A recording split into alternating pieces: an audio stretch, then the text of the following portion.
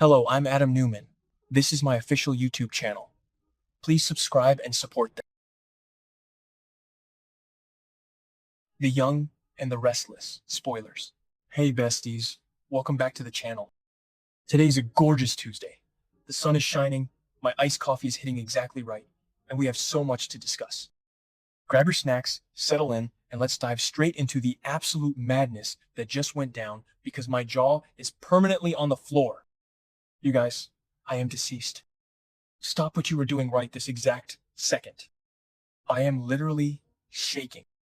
Wait, we need to talk about this now, because my soul has actually left my body and is currently floating somewhere above the Newman Enterprises building in downtown Genoa City.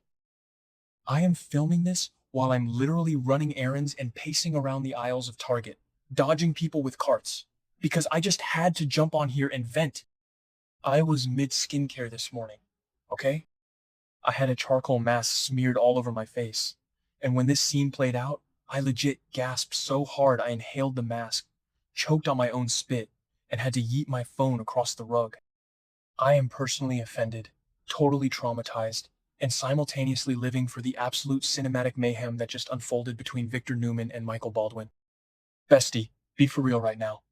Did we ever think we would see the day where these two titans threw down like this? I am hyperventilating. Send help. My grip on reality is slipping, and I am not okay. Wait, backtrack for a second. I missed a step. My brain is mush right now. Moving on. No, wait, let's set the stage, because the lore is deep. So basically, we all know Michael Baldwin has been lurking around, right? He's been playing the exhausted, stressed out lawyer trying to save Phyllis Summers from her own chaotic choices.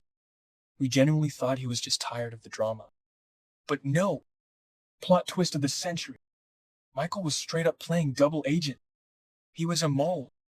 A spy.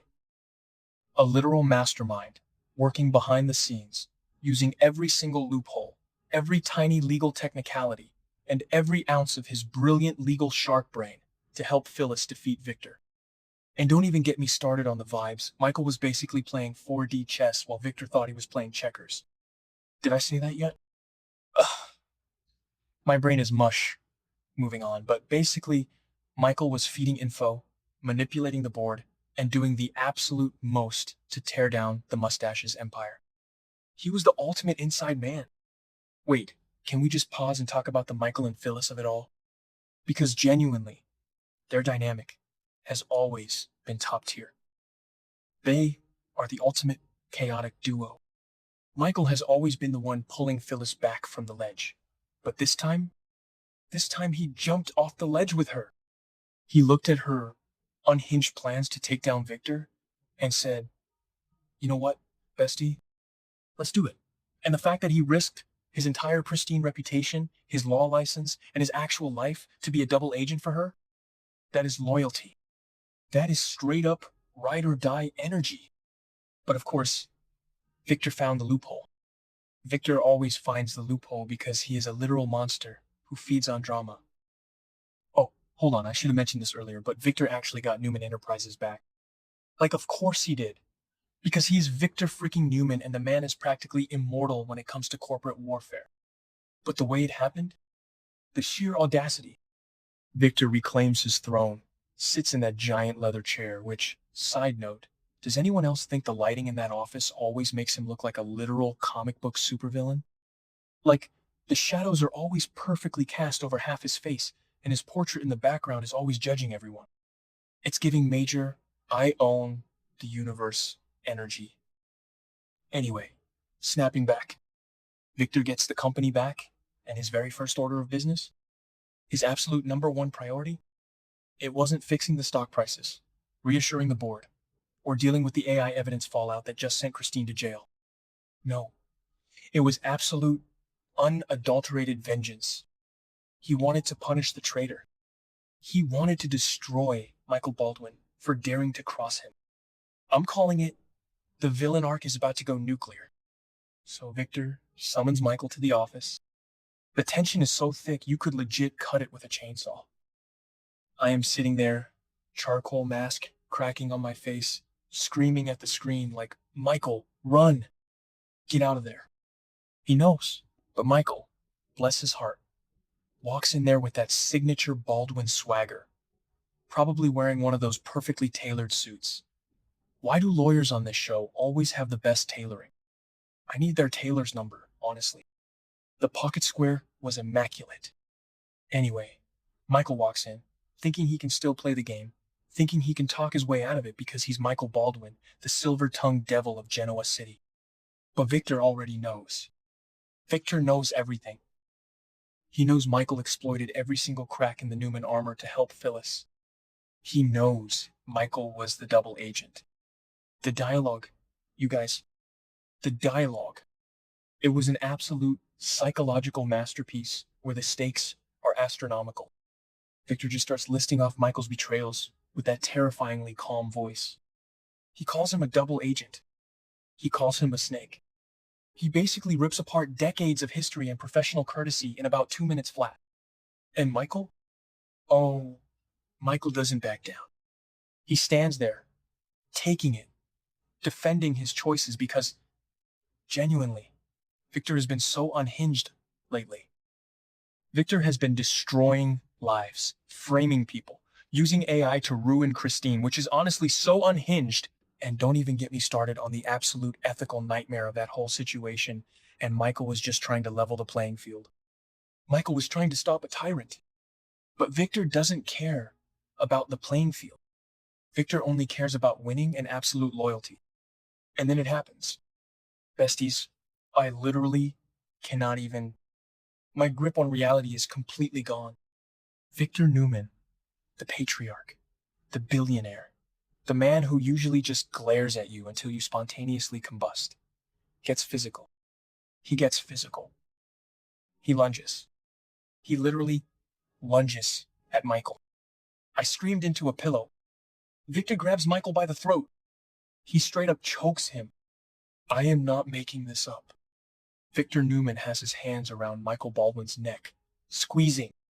The absolute disrespect. The sheer, unadulterated rage. I was physically vibrating from the sheer audacity of it all. Who does that? I mean, I know it's Victor, but still, to physically assault your former lawyer and supposed friend in the middle of Newman Enterprises? Send help. My soul has actually left my body. Let's dissect this tea with absolute cinematic mayhem. The camera zooms in. You can see the veins popping on Victor's forehead. You can see the absolute shock and terror in Michael's eyes. This isn't just a boss firing an employee. This is a predator trying to eliminate a threat.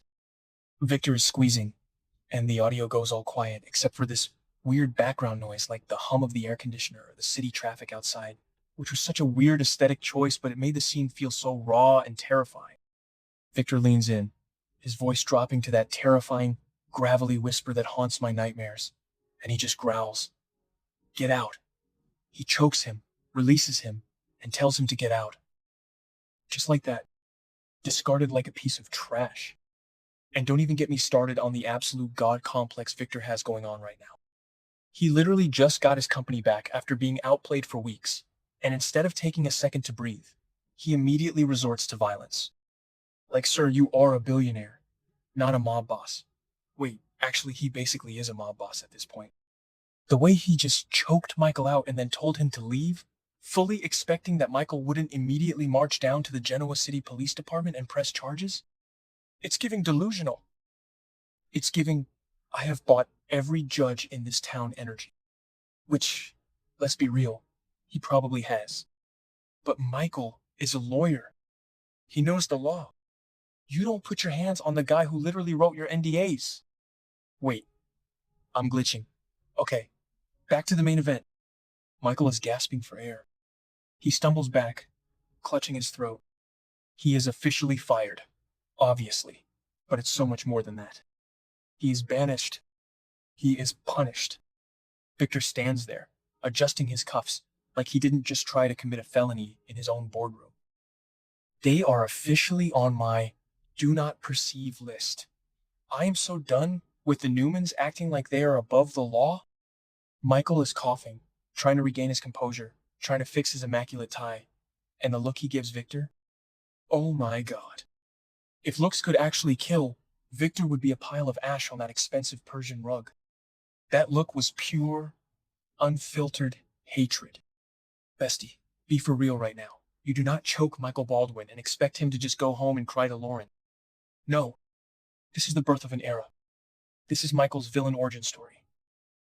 As he walks out of that office, still catching his breath, you can see the gears turning in his head.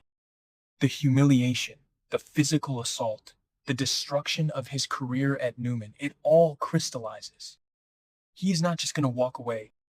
He is going to plan the most epic, world-shattering revenge we have ever seen. He is going to burn Newman Enterprises to the ground. He has all their secrets. He knows where the bodies are buried. Manifesting a total dumpster fire by the next update? Michael is going to team up with Phyllis again, and they are going to absolutely decimate Victor. I was literally screaming at my TV, this changes everything. Because think about it, besties. Michael has been the connective tissue holding so much of this town's legal messes together. Without him at Newman, who is Victor going to hire? Who is going to clean up his messes? And more importantly, Michael is now a free agent with a massive vendetta. A revenge-driven Michael Baldwin is the most dangerous thing Victor could have possibly created. Did I say that yet? Ugh, I am repeating myself, but I don't even care. The stakes have never been higher. I am manifesting a full-blown corporate war. I want Michael to leak every single shady email, every secret offshore account, every single skeleton in the Newman closet. I want absolute chaos.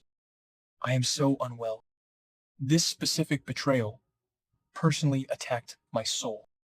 I have been a Michael Baldwin defender for years, and seeing him treated like a literal ragdoll by Victor has caused me severe emotional damage.